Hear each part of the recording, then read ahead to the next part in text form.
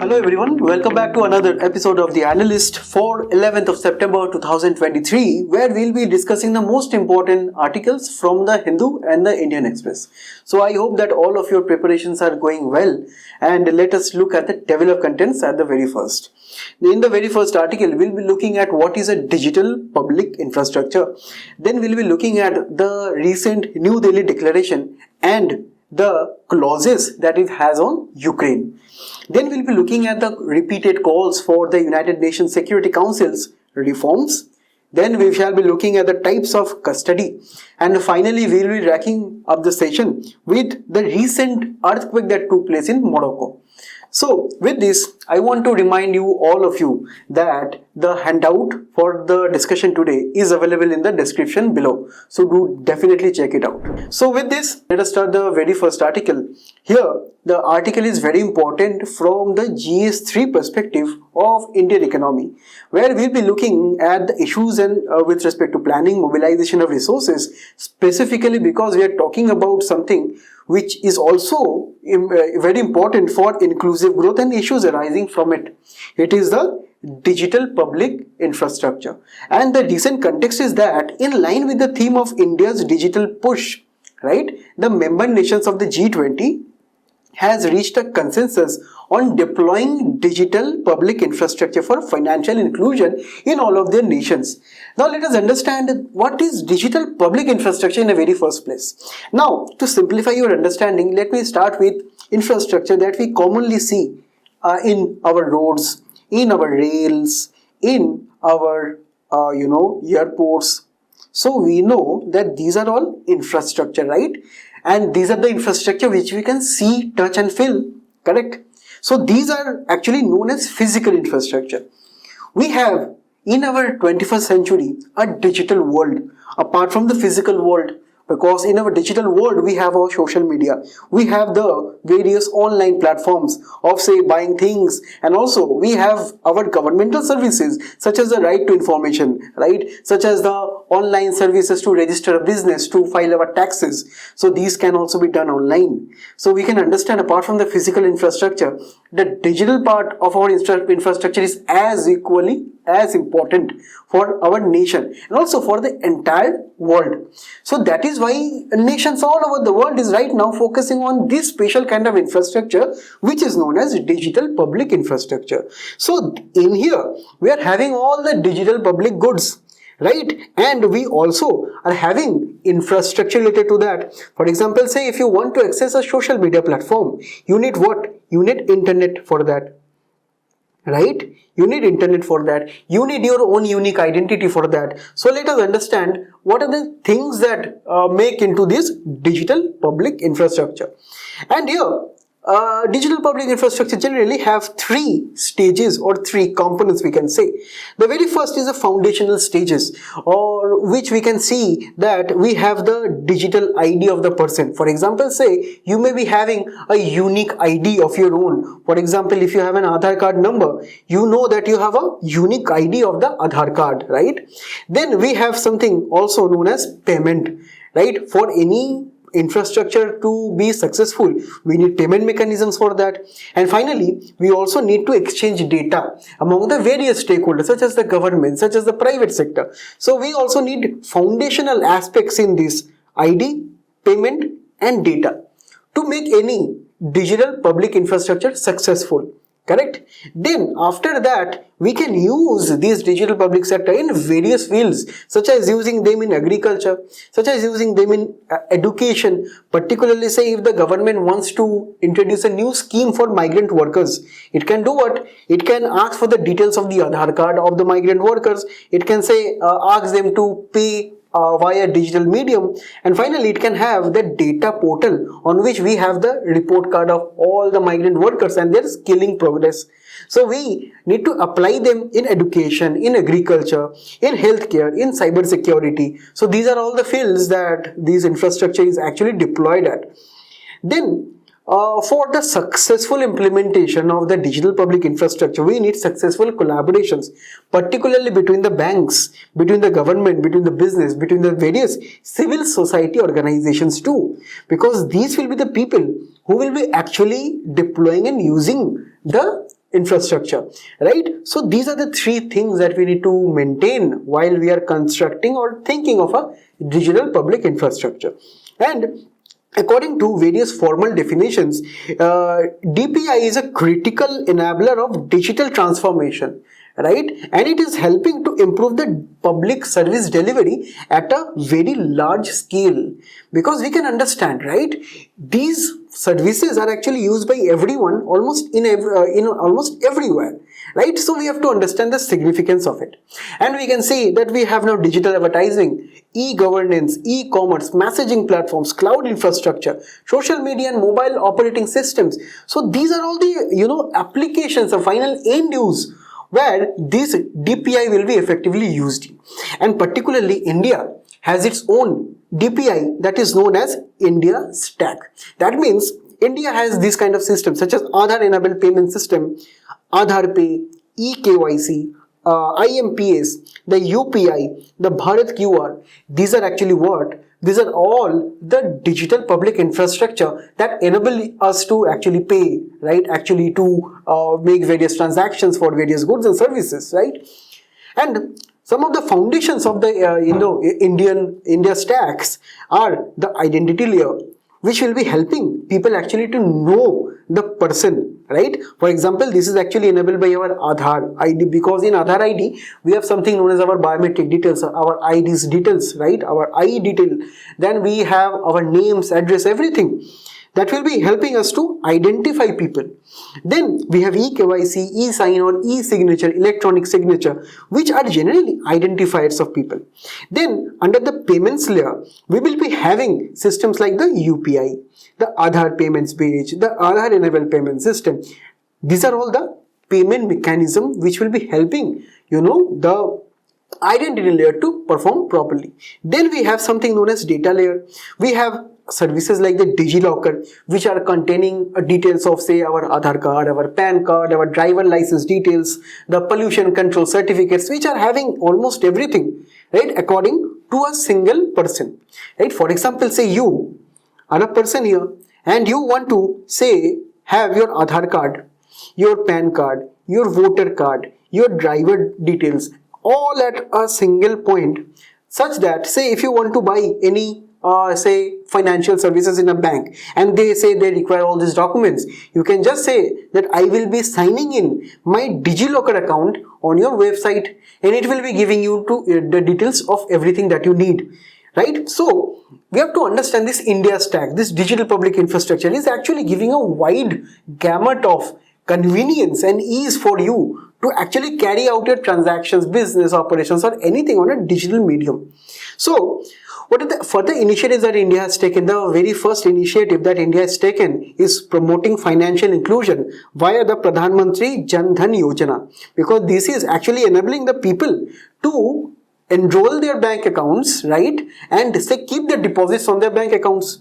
So according to data, women accounts have been boosted from 26% to 78%, right? In the last years, since the inception of this scheme, we have seen that women as a community, right, they have grown their bank accounts on this particular scheme. So we are bringing in more women into the banking sector, right? And over the last 8 years, we have 460 million bank accounts, which is also furthering the financial inclusion. Then we have promoted as a nation Aadhaar, right? We need Aadhaar for various governmental services. We need Aadhaar to actually identify ourselves for various services. Even the ration, right now is linked to our Aadhaar cards. Then we have portals such as CoWIN, which proved very crucial while India was actually pushing ahead in the vaccination efforts related to COVID crisis. Then we also have the UPI, which I need not tell anymore because UPI is a very famous enabler of digital payments.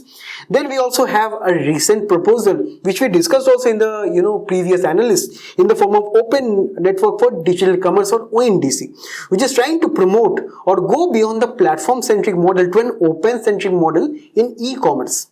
And also, in the Union Budget of 2022, the Government of India announced several initiatives which will be promoting DPI in India.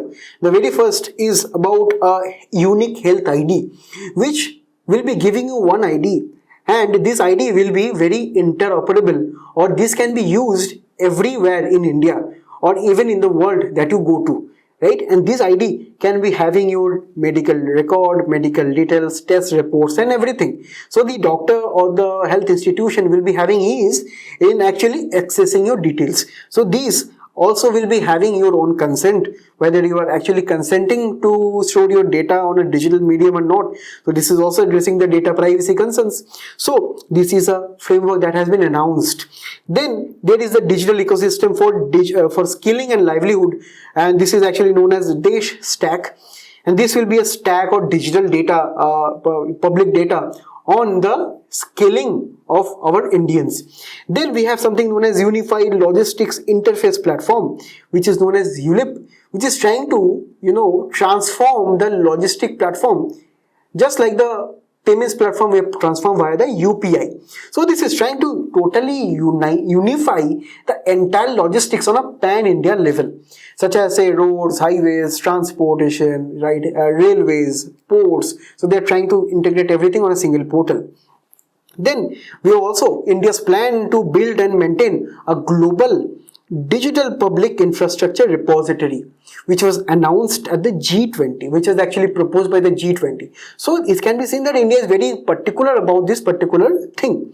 And how is actually DPI going to affect individuals, right? Affect businesses, affect governments? We can see here that the individuals can be benefiting from this public infrastructure because this is more inclusive in nature, right? For example, say any particular person who is benefiting from government services, they can try to avail the same benefit over an online medium.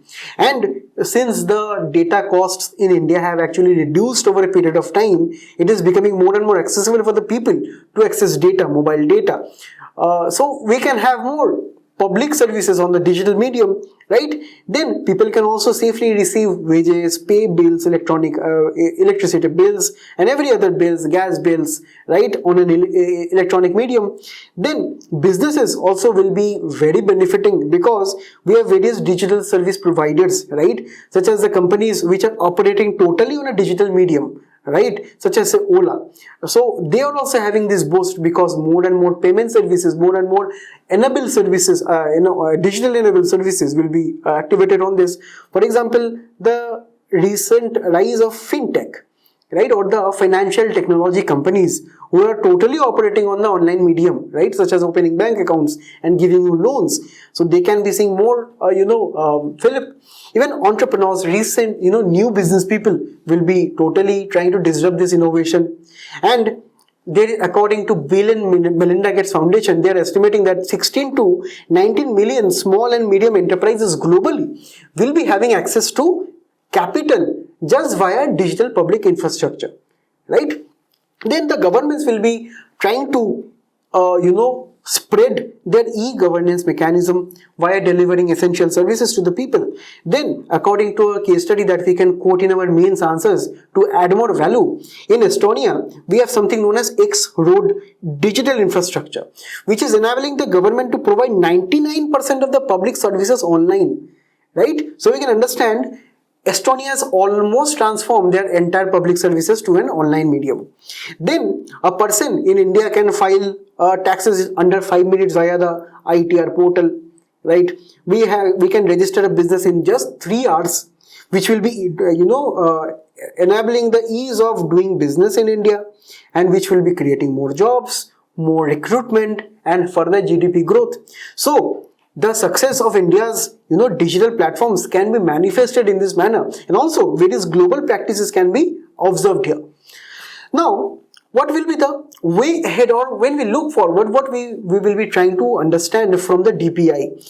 The first important aspect is that DPI will be very important in reducing crisis. For example, during the COVID-19 pandemic, India actually digitally transferred the subsidies, the payments to the people to around 300 million people, including 200 million low-income women. So this is actually promoting welfare state and financial inclusion at the same time. Correct? Then Togo, a country, actually used this election registry or the data related to election portal to and also they use their digital payment channels to expand social assistance coverage from 12,000 to 1.8 million people. So we can see that how governments can also be innovative sometimes, right? Then DPI can also help us reach the sustainable development goals via reducing inequality, because we will be spreading more banking, credit, payment services to the poor people, right? Then it will be promoting more and more health and well-being to the people, because we can see if we have a digital ID interoperable on all platforms, this ID will be taking care of the patients to track their records. Also, government can also track diseases and restricting the spread of various diseases such as COVID, right? So it will be also promoting sustainable and inclusive economic growth, because many people from the rural areas, right, particularly the farmers, they will be having access to global weather forecasting data. They will be having access to digital early warning systems, so they can better plan their intensity irrigation, so they can try to reduce the risks of their farm output. And finally, it is also in accordance with our latest G20 One Future Alliance, which will be trying to implement the DPIs in the low and middle income countries. So India is also trying to promote this on a huge scale. Now, the next article is a very interesting one, which is trying to totally change India's perspective in the changing world. So this will be important for our GS2, because we have the effect of policies and politics of developed and developing countries on India's interest. Now this is in context because the New Delhi G20 declaration refers only to the war in Ukraine in their declaration.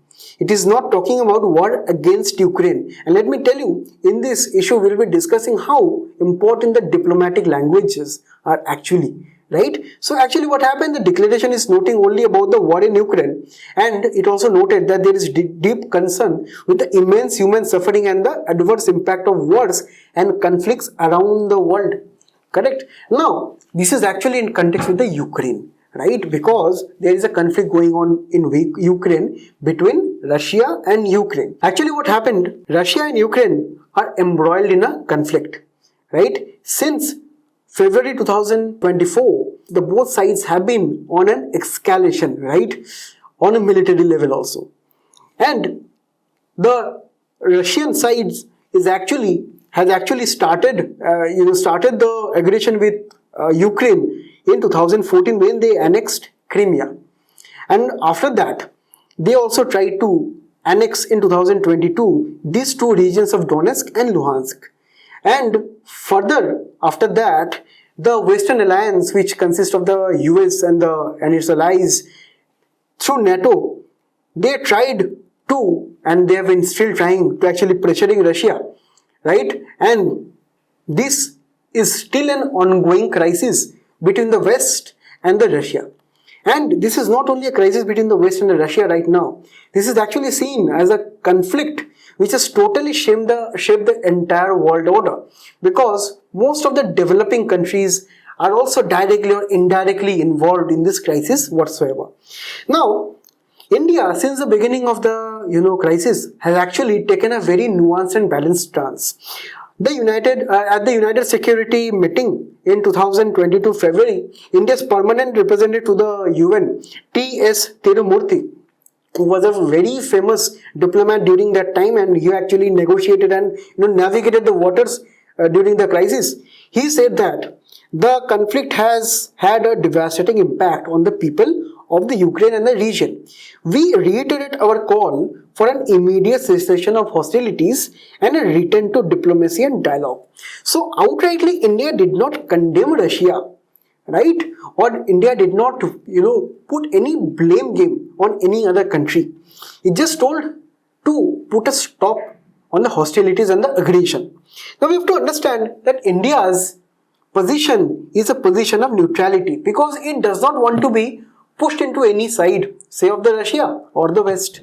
It will be always neutral according to their own interests. UN actually had many votes on whether Russia will be sanctioned or not, on whether to declare any kind of sanctions, any kind of economic warfare on Russia or not. India abstained from all of the UN votes which condemned Russia. Then India also refused to join the Western sanctions against Russia. So these are very important developments which took back then, and India is still having that same stance up till now. Now why is that? Why is that India will not be pushed into any allies or any blame games? Because if we look at India's history of diplomatic relations, it was kind of an anti-West, because it never wanted to join any group. It was anti-West. It was also anti-US at some point of time, right? It had an anti-US sentiment, especially after and during the Cold War, right? When India tried to have more closer relations with Russia, right? So these are the historical ties we must be trying to remember. Then India wants cheap Russian oil, right? Russia, oil, or say crude oil in Russia is kind of cheap. India also have this requirement because India imports a very large number of crude oil. Then Moscow is also, or Russia is also, India's largest arms dealer.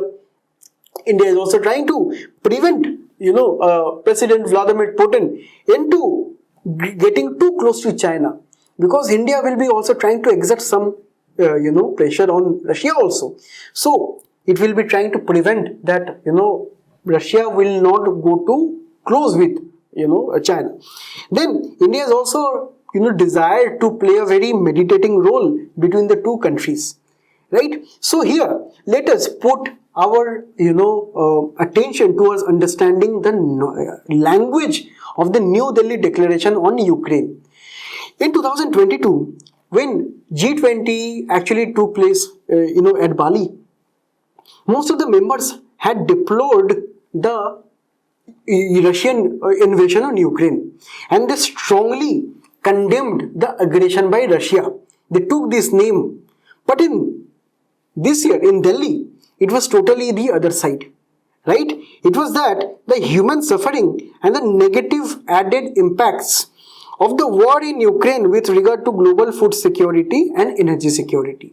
So they actually have had this term, and let us break down these two terms of the statement with more interpretation. The very first, that the human suffering and the negative added impacts, we have to understand that this is actually calling to refrain from the threat or use of force, right, to seek territorial acquisition.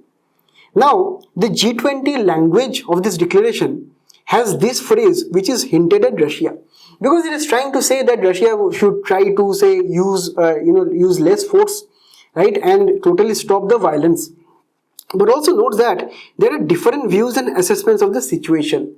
That means that there can be different views that both Russia and Ukraine, or say any other element or any other parties, can have this view which is totally different from what is being stated. So this is actually had been brokered by India into this statement, which is kind of neutralizing in a lecture. Then there must be clear message that the G20 countries are committed to finding a peaceful solution.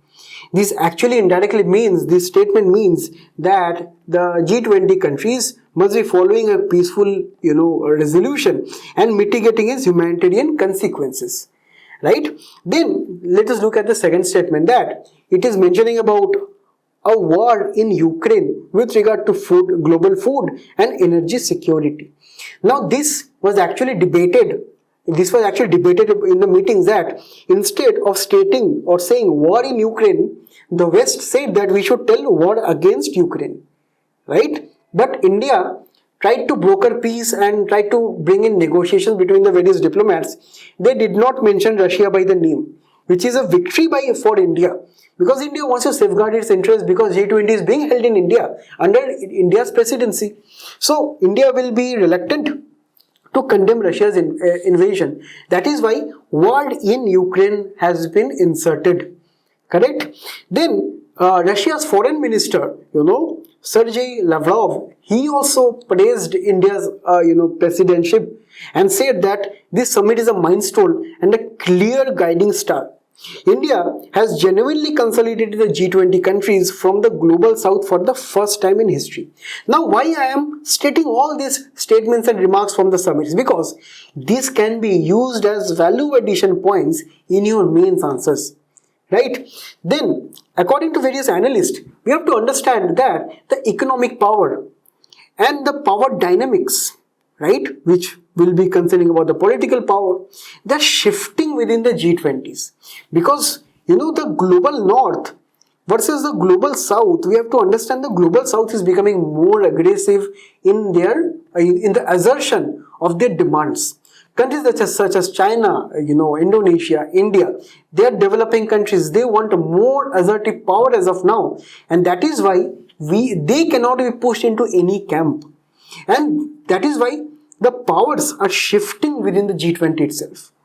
Then the advanced economies and the emerging economies, they are seeing a transition of power, right? The giants, especially Asia, right? They are seeing that they can rise in their bargaining power. So it is very important to understand. Then the New Delhi Declaration actually reflects the different views of the G20 countries. So it is also a very successful way to assert that this declaration came as a very welcome declaration on the entire global international relations as of now, right? Okay. Now, what is the role of India's leadership in this, right? Because we have to understand this is a significant diplomatic victory, and India's leadership has been playing a very crucial role in this, because mostly the Indian diplomats, the Indian foreign service officers, they have tried to negotiate with the various countries to bring out this fine balance between the West and the other nations. And also the language of the G20 declaration has been moderated to such an extent that all of the countries, say the West, say the global South nations, they are actually comfortable in acknowledging this. Then also the Prime Minister of India stated that we must be trying to end the global trust deficit, and the global trust deficit is actually seen in various instances across the world, especially in economic warfare between US and China. Then we have Russia-Ukraine crisis. Then we have China's aggression with various neighboring nations. So we must be trying to reduce the global trust deficit, right? And also our External Affairs Minister Subramaniam Jaishankar, he told that regarding the change in language on Russia-Ukraine conflict from the Bali declaration, Bali was Bali and this is Delhi. From the last summit which took in Bali, times have actually changed, right? Times have changed, and this is why we should be also changing, right, our own views and opinions. Now, let us look at the next article, which is talking about the need for United Nations reforms. Here it is very important because in GS2 we have important international institutions and agencies, and here we have to look at the very context of this. The context is that the Prime Minister of India has actually made a renewed push for expansion of the United Nations Security Councils, right? Because he feels that the United Nations Security Councils needs to align with the changing need of the day. Here we have to understand the United Nations, right, has a General Assembly, and it has a very large structure. It has various UN organs, it has a General Secretary, it has various organizations such as Economic and Social Council, International Court of Justice, International Criminal Court, and in addition to that, it has a very important body known as the United Nations Security Council. Here we have the 5 permanent members of China, France, Russia, UK and the US. What the 5 permanent members, right? In addition to this, we have also 10 non-permanent members who are periodically elected into this council. Now, they are periodically elected for around 2-year terms. India was elected for the 8th time in 2021 to 2022. Here, the UNSC or the United Nations Security Council was established by the UN Charter in 1945 after the World War II. The headquarters is at New York and the membership is of 15 members, which is 5 plus 10. And there have been around 50 United Nations members which have never been a part of even the 10 non-permanent members. So that is why we have to understand that there are needs of reforming the United Nations Security Council. Now, the current negotiation which is going on related to UNSC reforms in the United Nations, it is with respect to a decision 62 by 557 of 2008. So actually this was adopted as a decision and this is still ongoing. Now what are the reforms on the key issues? The first is about the categories of membership. Whether there should be permanent members, there should be non-permanent members, right? Because we can see that the permanent members have veto, and if they exercise their veto on any decisions, the total affair or the total decision can be totally overturned. That is why there have been many instances over the 1950s, 60s, 70s, especially the Vietnam War, the Sudan crisis, right? The crisis in African countries, most of the African countries, they have said that due to the veto power, right, and due to the permanent and non-permanent structure of the United Nations Security Council, this organization is not perfect, functioning properly. People or say countries in the permanent five are having their own set of interest. That is why it is not letting the world to perform properly, and that is why we have to debate on the categories of membership, on the veto, on the lack of regional representation. Because as we can see from African and Asian nations, we have only China. We have not a single country from Africa, right? We have most of the representation from the West. We have only say Russia from Eastern European countries, right? Whereas if I combine the US and the Americas, we have 4 countries, right? There is no country from the Latin American nations. So this is not a good regional representation at all. Then what should be the size of enlarged or small council? Whether right now we have 15, whether it should be increasing or decreasing the size. And finally, should the United Nations Security Council be accountable to the United Nations General Assembly? Because here it is at UNGA where most of the countries actually sit annually, right? Have a detailed deliberation, have detailed meetings and everything. Whether it should be accountable to it or not, and how it should be accountable. So these are the 5 categories or 5 key issues for reforms. Then we must be understanding how will this be reformed. The first step is that there must be agreement at least from 2/3 of the United Nations members. Then after agreement, they must be ratified by also 2/3 members. So first agreement, then ratification, then finally the P5 nations will all have to be giving a consensus or all have to be passing 5 votes, and then only any reform related to these 5 issues can take place. If even one country vetoes, the entire decision will be crumbling down. So this is what actually is happening, right? In the backdrop, we have to understand what is the need for the reforms, right? In a changing world, right? Only it was in the 1960s and 70s that the United Nations Security Council was actually enhanced from 11 members to 15 members, and this was actually concerning the non-permanent members. The P5 countries have not been touched in its 77-year-old history, right? Then the geopolitical relations between the P5, such as the US and China relations, right? The US and Russia relations, they are also not very stable, and that is why to maintain their power, they do not ever want the P5 status to change. They do not want any other country to enter into this group, right? Because they will be exercising their veto power, right? And also, these are the issues that we should be trying to reform. Then, the equitable world order and inclusivity is a need of the hour, right? We need to say that the world is going to a multipolar world. Well, there are various poles of the world in terms of economic and political power. If we have this P5 arrangement, the multipolar world can never be a success, right? So there is also that. The world cannot ever be inclusive because there are regions which are totally out of the UN Security Council. Then there are new threats which are arising, such as rising protectionism from countries such as the US, right, such as the West, which are becoming more protectionist with respect to their trade. Then there are also terrorism threats, especially countries like Pakistan, who are blocking all agendas to designate some of the some of the people as terrorists, and Pakistan, though it is not a P5 member, it is liaisoning with China with respect to this. So these new threats are not addressed specifically when we also talk about climate change. United Nations Security Council is not doing anything, right? So these are the new things which have to be factored in. Then there is also misuse of veto power. Veto power has been used time and again by almost all of the countries of the P5, right?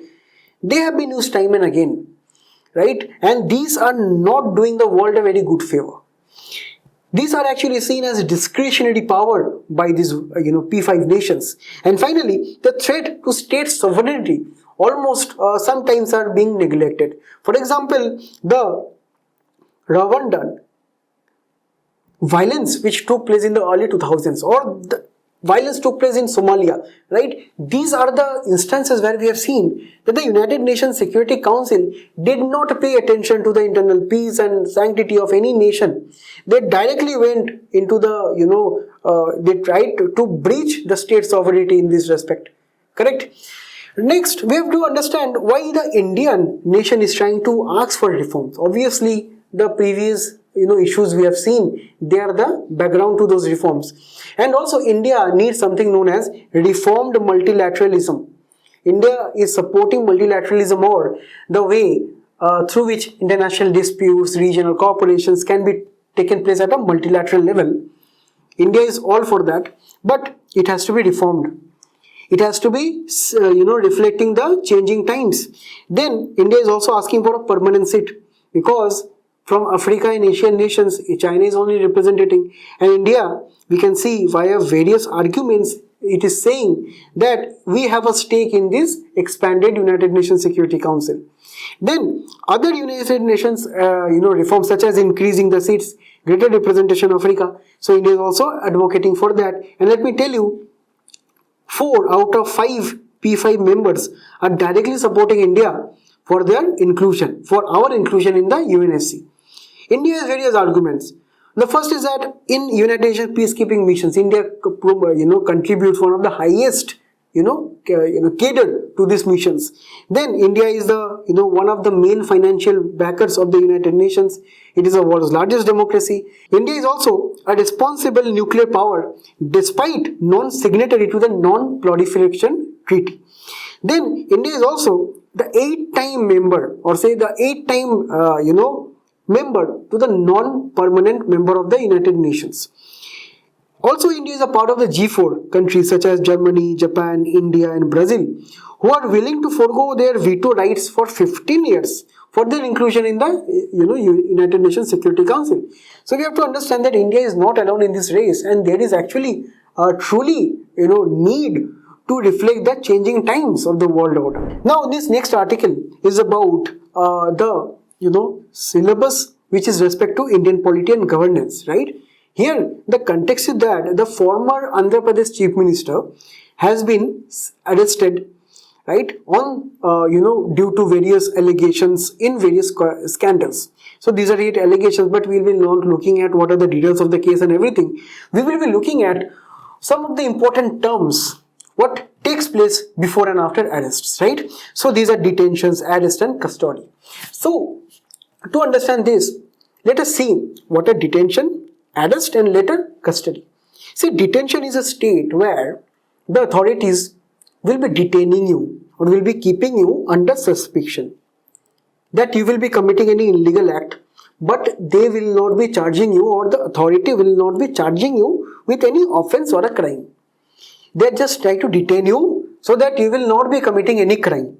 So this is just a simple detain, right? But you will be understanding that you will be detained against your will.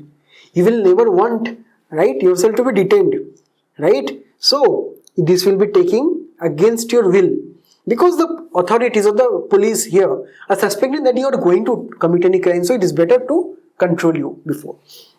Here your liberties will definitely be revoked, and there will be a reasonable suspicion behind your detention that has to be there.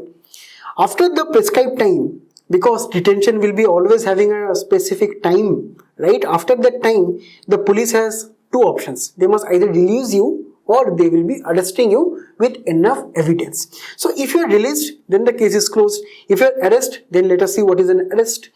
According to Forlex, which is a legal dictionary, arrest means a seizure or forcible restraint and exercise of the power to deprive a person of his or her liberty, right? Then the taking or keeping of a person in custody by a legal authority, especially in response to a criminal charge.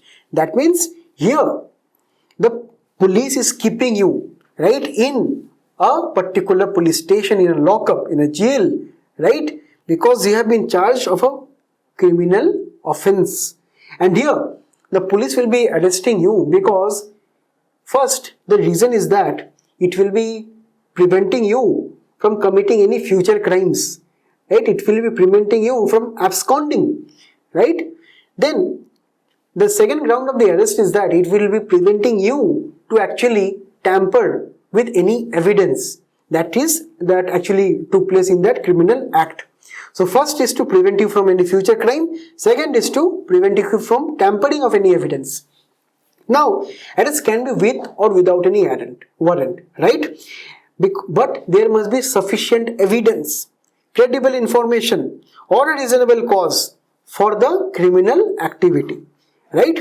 And let me tell you, these are the three people who can arrest in India according to the CRPC 1973. The first person are police officers, obviously they can arrest people. Second, judicial magistrates can arrest people. And thirdly, even private persons can also arrest people only when that offense which is taking before him or her of a cognizable nature and non-bailable nature. That means these are very serious offenses, right? These are very serious offenses such as rape, murder. Okay, so in these cases, even private persons can arrest you. Okay, now let us look at what happens after detention. You are actually sent to a custody. After arrest, you are actually sent to a custody. And custody are actually two types: police and judicial. In police custody, it is evident from the name that the police will be investigating authority and they will be arresting you and will be putting you in lockup. Right? They will be putting you in a lockup. That means that will be binding on the police to actually send you to a magistrate within 24 hours. And the magistrate can extend the custody up to 15 days. That means you will be staying in police lockup, right? Then after, if you are convicted, then only you will be sent to jail. Then the police can interrogate the person without the magistrate's permission because the police has arrested it. And finally, the security of, say, keeping the person safe is actually with the police. Under judicial review, we have to understand that magistrate will be sending the person directly to jail, not in lockup, right? Then judicial custody will be extended to 90 days, right? And this can be also with respect to 60 days in case of any other offense, right? Then only magistrate has a right to interrogate in judicial custody, but in some exceptional cases, it can give the police the permission to do so. And finally, the security in a judicial custody will be given by the magistrate, that if anything happens to the person, the magistrate, the judge will be responsible, right? Now, looking at the next article and the last article here, we have to understand that an earthquake took place in Morocco. And this is actually told by many geologists and many experts that this is a very, very rare earthquake, right? So, let us understand the basics of earthquake first. See here, you have to understand the earthquake phenomena is a violent shaking of the ground because there are various activities taking place inside the earth's crust, right? The place where it is known as focus, it is known as the hypocenter. It is a point within the earth where an earthquake rupture starts or the grounds start to shake for the very first time. Then just above the hypocenter, we have epicenter. That means the point on the surface of the earth on which the earthquake, hypocenter is directly beneath. Correct? Then we have various seismic waves which are spreading, from the hypocenter to the ground, to the surface, right? We have actually the violent shaking of the, Earth's surface due to the various movement of the plates underneath, right? And in this case, what happened is that the Eurasian plate and the African plate actually, started to collide with each other. And that is why this earthquake took place in Morocco. And the epicenter is actually near Marrakesh, which is, along the high Atlas mountains. So let us be very particular about the map, because UPSC has time and again asked about these questions. So let us understand the high Atlas mountains are located here, right? And here, let me tell you, due to the mountains only, the nature of the earthquake is due to faults, right? So the earthquake took place due to the, faults. And here we can see there are many other places, right? We have Casablanca to the north, we have El Jadida, Safi, and other places which can also be very useful in our map pointing, right? Okay. Now here, let us understand that this is a 6.8 magnitude of earthquake, which is a very strong earthquake. And also experts are telling, the US Geological Society, they are telling that this is a very shallow earthquake also. That means the earthquake just took place around say 10 to 15 kilometers just beneath the surface. And these shallow earthquakes are very, very destructive, right? Because they carry more energy with respect to other earthquakes. They carry more energy, and this energy comes to the surface and can severely rupture, damage the faults. Here, we have to understand that there are plates. Here we have the African plate and the Eurasian plate. Due to the collision between the two plates, and let me tell you, this has a very complex boundary. That means that the boundaries between the African and Eurasian plate is not very well defined properly, right? And that is why the prediction, the aftermath can become very fatal. And also we have to understand this earthquake actually took place because of a particular fault known as unique left lateral reverse fault. Now what does this mean? This means this is a kind of fault in which we can see both the horizontal plus the vertical movement. That means say if I look from a side view, right, if you can see the fault from a side view, we can see that the fault is, the blocks are actually moving down and up at the same time. And at the same time, if we look from the up, we can see that it is going both right and left at the same time, right? So this actually means that the movement is both of horizontal and vertical nature. And this is actually known as oblique left lateral reverse fault. And this is a very rare event, right? And this takes place when one tectonic plate is actually converging into another. So this is a phenomenon, and let me tell you, around 1500 people have actually already perished from the earthquake. And let us all pray for their quick recovery and hope that the nation of Morocco actually rises above this conflict. So with this, I conclude today's discussion. Thank you all for attending to this session, and I hope all the best for you all. Thank you.